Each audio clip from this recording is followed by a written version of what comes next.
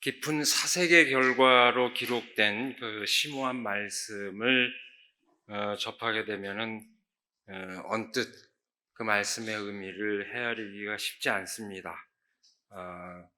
기록한 저자가 깊이 사색했던 것만큼 더불어서 사색을 해야만 그 의미에 접근할 수 있을 것입니다. 아마도 오늘 우리가 마주한 이 본문 말씀 역시 그런 성격을 지닌 말씀 가운데 하나일지 모릅니다. 금방 다 이해되신 분 계시나요?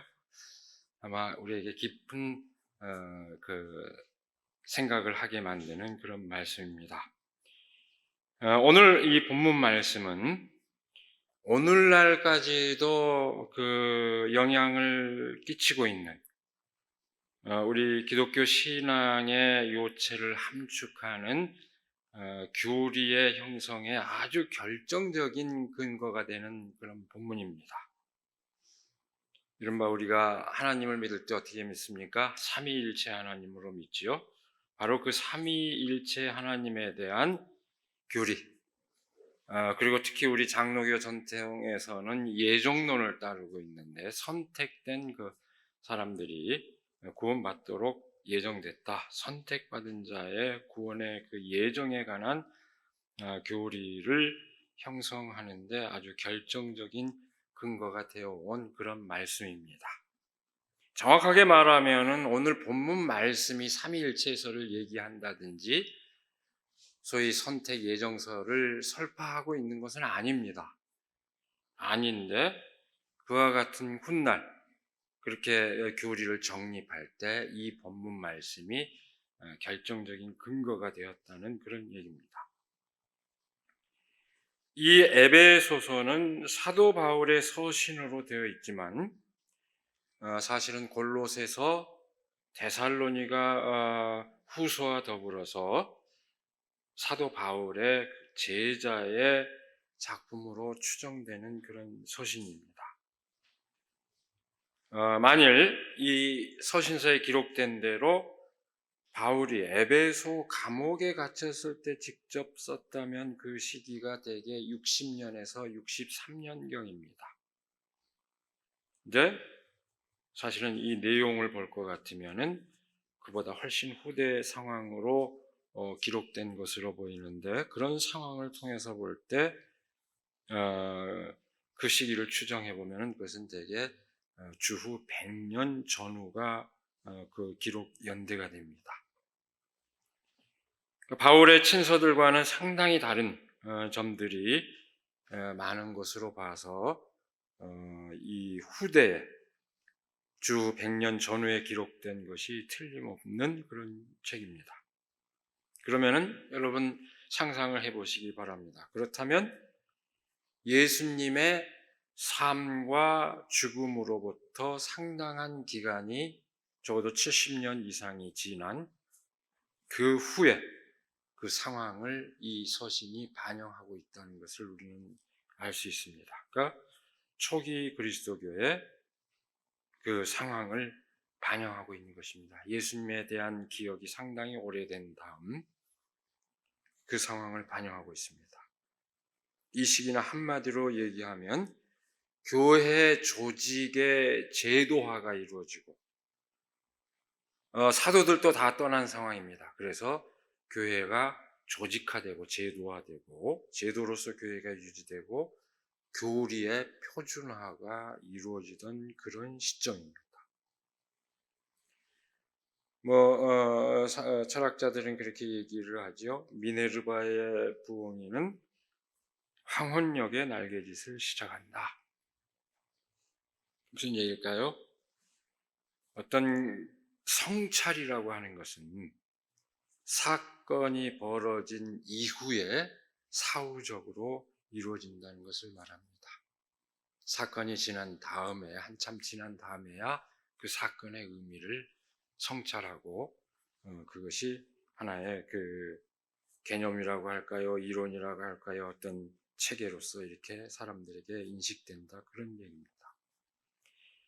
먼저 사건이 있고 그 다음에 그 의미를 통합하는 그 과정이 이어진다는 그런 이야기입니다. 그래서 안병무 선생, 민중신학자 안병무 선생은 아예 이렇게 얘기를 했지요.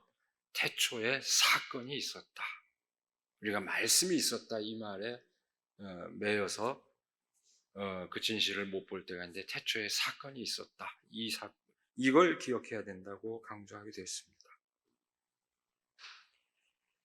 그런 맥락에서 볼 때 몇 주 전에도 제가 하긴 했습니다만 우리 그리스도교 신앙의 기초인 성서의 세계를 형성하는데 가장 결정적인 두 가지 사건을 꼽는다면 무엇입니까? 구약에서는 출애굽 사건이요, 신약에서는 예수 사건입니다. 출애굽 사건은 이집트 대제국 안에서 억눌린 노예로서 삶을 살던 히브리인들이 자유롭게 해방된 사건입니다. 이집트에서 종살이하던 백성을 해방하신 그 하나님에 대한 체험, 그것이 바로 그 사건의 실체입니다. 근데 그 사건에 대한 체험은 어떻게 승화되었을까요? 창조주 하나님에 대한 고백, 이 역사를 주관하시는 하나님에 대한 깨달음으로 이어졌습니다. 그렇게 신앙이 승화되었습니다. 창조주 하나님에 대한 고백부터 시작한 것이 아니라 놀라운 해방의 사건에서부터 거슬러 올라가서 그렇게 고백하게 되었다는 얘기입니다. 신약에서 보자면 그 사건은 예수 사건입니다. 제가 왜 예수님의 언행이라고 이렇게 얘기하지 않고 예수 사건이라고 얘기할까요? 예수님의 삶과 죽음이 하나의 중대한 사건으로서 의미를 지니고 있기 때문입니다. 그 사건의 요체는 뭡니까? 단지 인간을 사랑하고 고통받는 사람들과 함께하는 삶을 살았을 뿐인 그 예수님이 십자가 위에서 죽임을 당한 사건입니다. 세상 권력에 의해서 죽임 당한 사건입니다. 바로 그 사건으로부터 신약 성서의 정신세계가 형성이 되었습니다. 그리고 바로 거기에서 구약 세계를 다시 되돌아보는 안목까지 형성이 된 것입니다. 오늘 우리가 읽은 이 본문 말씀은 바로 그 사건을 전제하고 있습니다. 밑바탕에 깔고 있습니다. 다시 확인합니다만 이 본문 말씀은 삼위일체론과 이른바 선택 예정론을 형성하는데 결정적인 근거가 되어온 그런 말씀인데, 그렇다면 이걸 우리가 어떻게 받아들일 수 있을까요? 많은 그리스도인들은, 많은 기독교인들은 교리를 만고불변의 진리인 것처럼 받아들입니다. 그래서 그로부터 어긋나면은 큰일 나는 줄 알고 있습니다. 그러나 교리는 어떤 진실을 일목요연하게 이해하는 하나의 방편일 뿐이지 그것이 항구불변하는 진리 그 자체와 동일시되는 것은 아닙니다. 어떻게 보면 교리라고 하는 것은 사람들이 간명하게 이해할 수 있도록 요체를 안내해주는 그런 방편이지 그 자체가, 그 문구 자체 그대로 항구불변하는 진리는 결코 아닙니다. 그래서 우리는 교리적인 문구 그 자체에 매이기보다는 그것이 말하고자 하는 핵심적인 의미가 무엇일까 생각하는 것이 훨씬 더 적극적인 의미에서 그 교리의 의미를 제대로 이해하는 것이라 할 수 있습니다. 우리가 그렇게 교리를 교리적 진술을 이해하고자 할 때 가장 중요한 점은 그 핵심적인 실체가 하나의 근본적인 사건을 바탕으로 하고 있다는 점입니다. 다시 확인하지만 오늘 본문 말씀은 예수 사건, 그리스도 사건을 전제하고 있습니다. 그 사건으로 충격을 받은 사람들은 그 사건의 의미를 헤아리기 시작했습니다. 사랑의 삶을 실천한 예수께서 십자가의 극형을 당해 죽는 사건을 본 사람들은 충격을 받았습니다. 왜 사람을 사랑한 사람이 저런 극형을 당해야 할까? 충격을 받을 수밖에 없습니다. 그 온전한 사랑의 삶이 하나님의 뜻을 온전히 펼쳐 보인 것이라고 믿었던 사람들에게 그것은 너무나 충격적인 사건일 수밖에 없었습니다. 이로부터 끊임없이 그 사건의 의미를 되새기게 되었고, 바로 그 결과 오늘 본문 말씀과 같은 고백에 이르게 된 것입니다.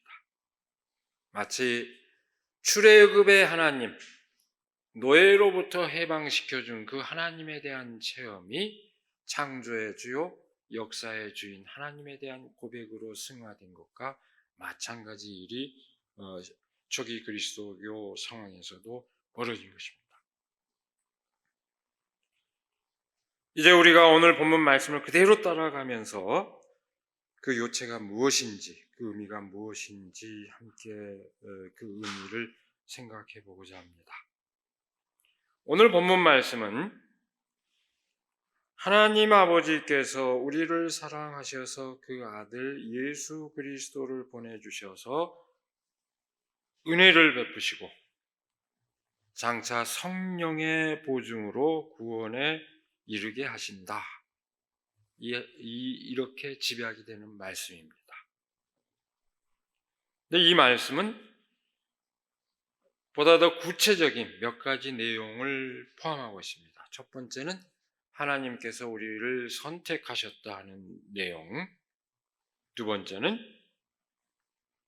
선택하시되 우리를 자녀로 삼으셨다 하는 내용, 그 다음에 세 번째는 자녀이니 마땅히 상속자가 될 것이라는 말씀, 그리고 네 번째 성령께서 이것을 보증해 주실 것이다 하는 그 내용으로 구성되어 있습니다. 첫 번째로 하나님께서 구원받을 사람을 선택하였다는 그 말씀을 다시 한번 볼까요? 하나님은 세상 창조 전에 그리스도 안에서 우리를 택하시고 사랑해 주셔서 하나님 앞에서 거룩하고 흠이 없는 사람이 되게 하셨습니다. 여러분, 여기에서 선택은 적극적인 의미로만 언급되고 있을 뿐입니다. 무슨 얘기냐면 우리가 선택을 하면은 흔히 곧바로 그 반대 상황을 연상하죠. 선택과 배제. 연상하지만 오늘 말씀 문맥은 배제를 언급하는 그 어떤 의미도 어떤 뉘앙스도 없습니다. 전적으로 선택의 방점이 찍혀 있습니다. 하나님께서 우리를 사랑하셔서 우리를 구원에 이르게 하셨다 하는 것만을 말하고 있다는 얘기입니다. 다른 상상력을 차단합니다. 두 번째, 우리를 하나님의 자녀로 삼았다는 내용을 볼까요? 하나님은 하나님의 기뻐하시는 뜻을 따라 예수 그리스도를 통하여 우리를 하나님의 자녀로 삼으시기로 예정한 것입니다. 그래서 하나님의 사랑하시는 아들 안에서 우리에게 거저 주신 하나님의 영광스러운 은혜를 찬미하게 하셨습니다. 이 말씀에서도 부정적인 그 어떤 내용도 없습니다. 자녀로 삼았다는 말은 선택의 의미를 더욱 강조하고 있는 것입니다. 선택했을 때 자녀로 삼았다. 이렇게 강조하는 의미입니다. 예수님께서 하나님을 아버지로 부를 수 있었던 것처럼 우리도 하나님을 아버지로 부를 수 있게 되었다는 그런 의미입니다. 우리는 주님과 아버지, 어버이 이렇게 병행하고 있습니다만 사실은 주님은 종이 주인을 부를 때 그 잔재 흔적이 남아 있습니다. 그러나 아버지라고 했을 때는 그 흔적을 지워버리는 호칭인 것입니다. 이것이 얼마나 중요한 의미를 지니는지 우리는 새삼새겨야 됩니다. 세 번째, 하나님의 자녀가 되었으니 하나님의 상속자가 되는 것은 당연합니다.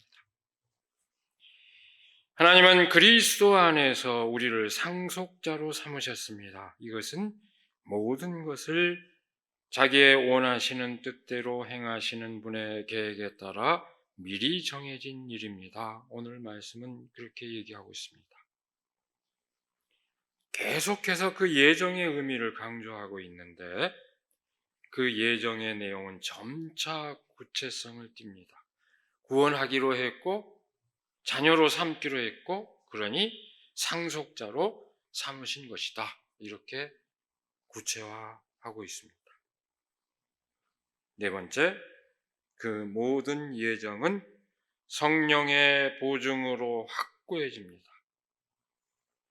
여러분도 그리스도 안에서 진리의 말씀 곧 여러분을 구원하는 복음을 듣고서 그리스도를 믿었으므로 약속하신 성령의 날인을 받았습니다.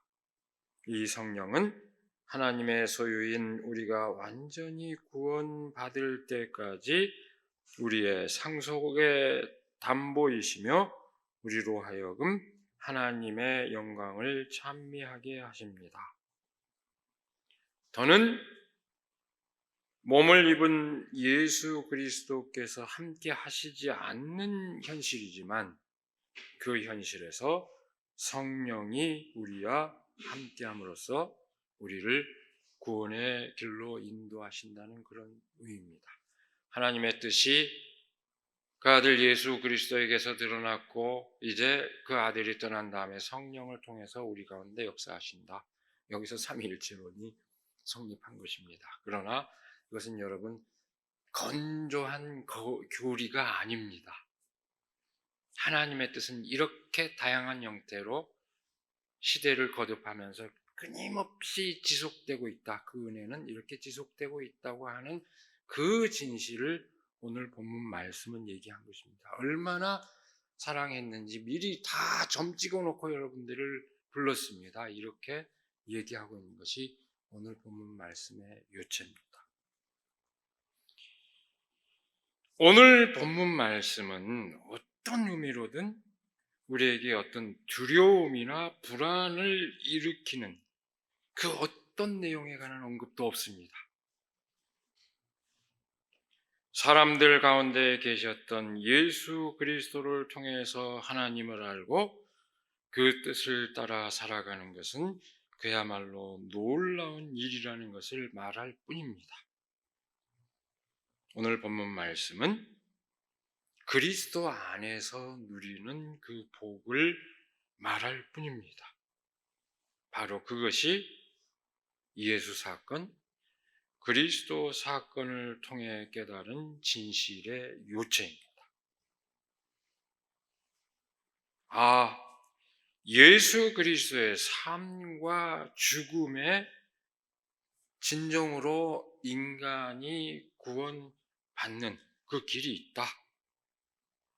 그 진실을 오늘 본문 말씀은 얘기하고 있는 것입니다. 그 진실을 깨달은 사람들의 고백입니다.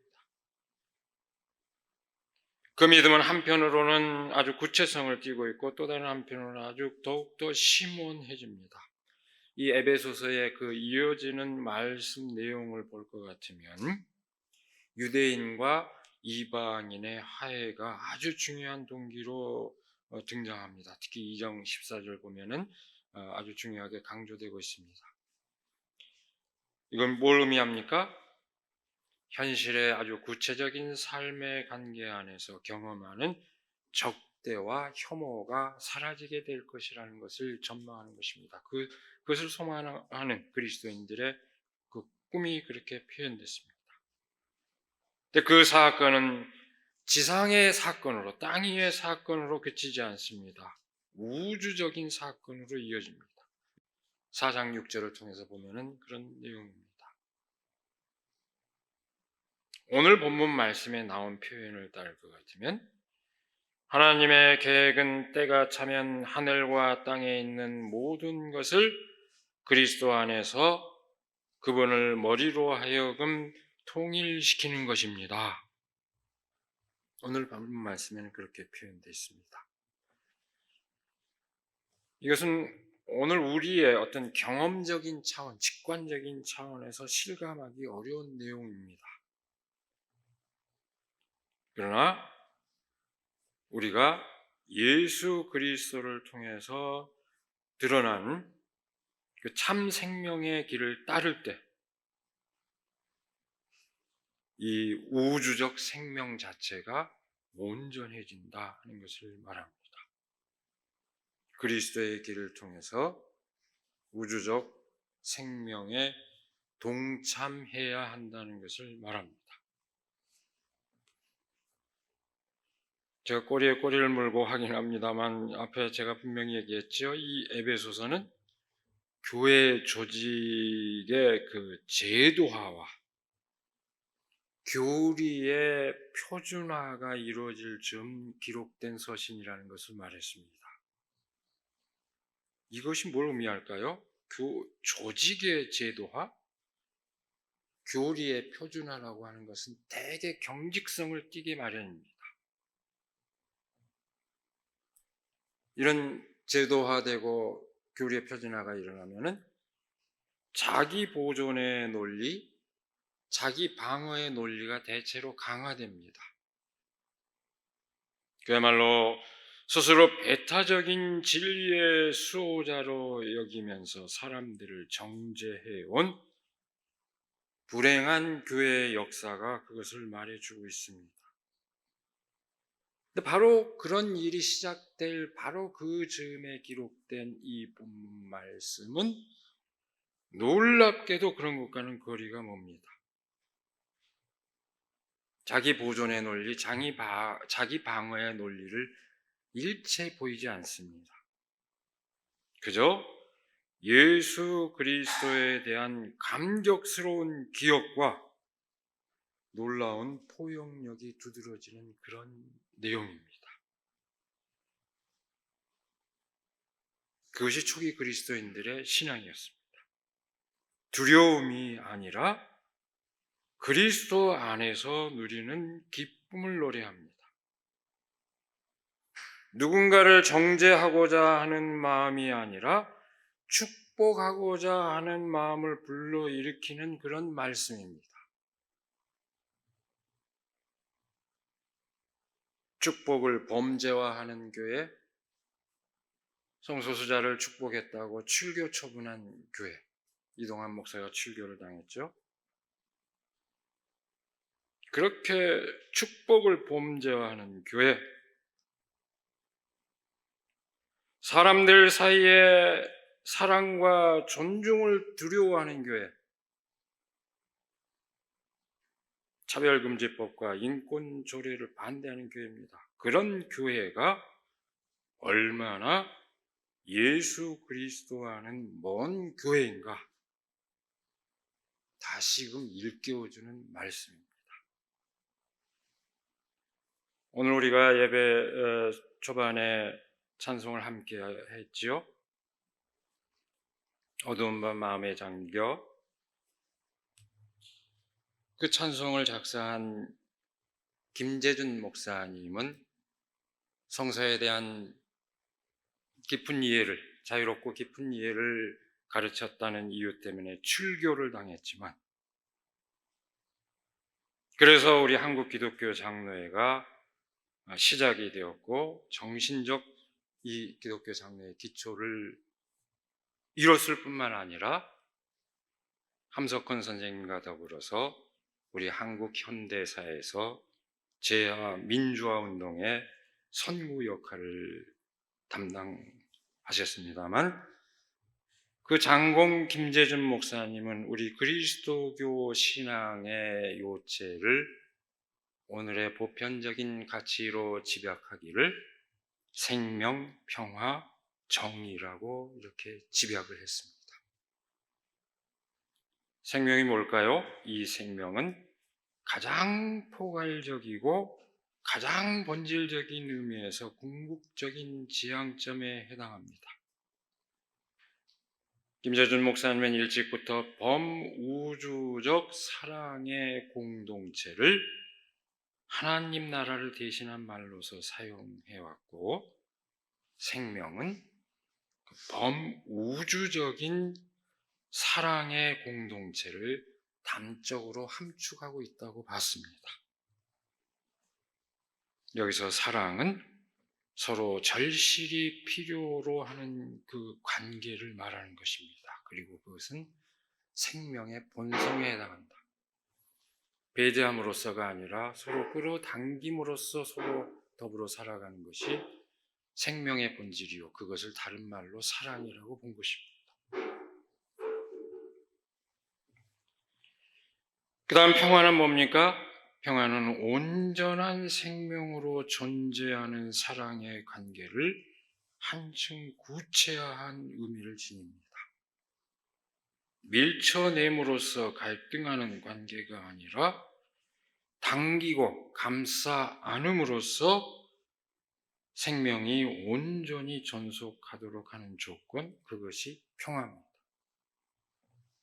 세 번째, 정의는 평화로운 생명의 존속을 가능하게 하는 가장 기본적인 요건을 말합니다. 정의를 줄여서 말하면 어떤 의미입니까? 올바른 인간관계를 뜻하는 것으로 모든 관계의 출발점입니다. 상대에 대한 존중, 상대의 몫에 대한 공정한 인정이 정의의 요체입니다. 그야말로 하늘이 땅에 내려와 땅을 하늘의 영광으로 감싸주는 진실, 그것을 가르치는 우리 그리스도교 신앙의, 기독교 신앙의 요체를 아주 적절하게 표현한 것이라고 하지 않을 수 없습니다. 그러나 이 가치는 거꾸로 우리 인간의 편에서 보면은 그 역순으로 우리가 이것에 도달할 수 있다는 것을 또 알려주기도 합니다. 정의를 이룸으로써 평화를 이루고 궁극적인 생명에 이른다 하는 그 역순으로 우리의 해야 할 바를 동시에 일깨워줍니다. 여러분, 우리 그리스도교 신앙은, 우리 기독교 신앙은 본래 이렇게 놀랍고 풍요로운 정신세계를 지향합니다.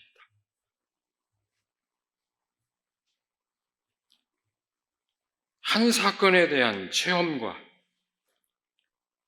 그로부터 비롯되는 통찰이 이렇게 놀라운 정신세계, 삶의 윤리로 승화되는 가운데 그리스도교 신앙이 풍요로우죠. 그 안에서 그리스도인들이 풍요로운 삶을 누리게 된 것입니다.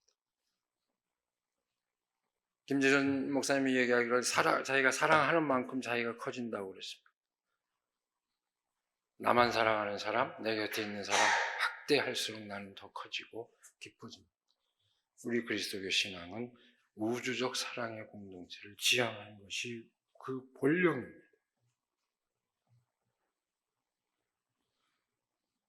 이렇게 풍요로운 유산이 왜 좁아지고 말았을까요? 신앙생활을 하면서 늘 두려움을 떨치기 어렵고 누군가를 정죄하고픈 마음이 먼저 든다면 과연 스스로 믿고 있는 것이 무엇인지 되물어야 합니다. 내가 정말 진정으로 사랑의 하나님을 믿는지, 그 사랑을 몸소 온전하게 구현한 예수 그리스도를 믿고 있는지 되물어야 한다는 뜻입니다. 다른 것을 믿고 있는 것은 아닌지 늘 우리는 반문할 수 있어요. 우리는 째째하게 어떤 교리에 죽고 사는 사람들이 아닙니다. 교리는 우리를 신앙의 세계로 인도하는 초보적인 방편에 지나지 않습니다. 중요한 것은 예수 사건의 진실을 따라서 우리가 어떤 삶을 살아야 하느냐 하는 것입니다. 그 진실을 깨닫고 그렇게 깨달은 대로 살아갈 수 있다면 우리는 진정한 그리스도인이 될 수 있습니다. 오늘 본문 말씀에 이어지는, 본문 말씀이 얘기하고 있고 또 이어지는 그 시몬한 통찰이 아직 실감나지 않아도 괜찮습니다. 우리가 방향을 제대로 잡고 있다면 걱정하지 않아도 될 것입니다.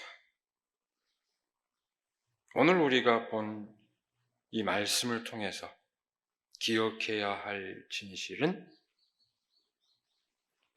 예수 그리스도를 통하여 하나님께서 우리를 하나님의 자녀로 삼았다는 바로 그 진실입니다. 딱 한마디를 기억한다면 바로 그 진실입니다. 예수 그리스도를 믿고 오늘 우리에게 현존하시는 분으로서 성령을 믿는 것은 그 하나님의 뜻을 믿고 그 하나님의 자녀로서 당당하게 삶을 사는 것을 뜻합니다. 누가 감히 하나님의 자녀로서 우리의 삶을 방해합니까? 방해하는 자들이 있다면 그들을 능히 물리치고 하나님의 자녀로서 삶을 살 것을 오늘 말씀은 우리에게 일깨워주고 있습니다. 그 믿음으로 나아가는 우리가 되기를 이 시간에 간절히 기원합니다. 기도하겠습니다.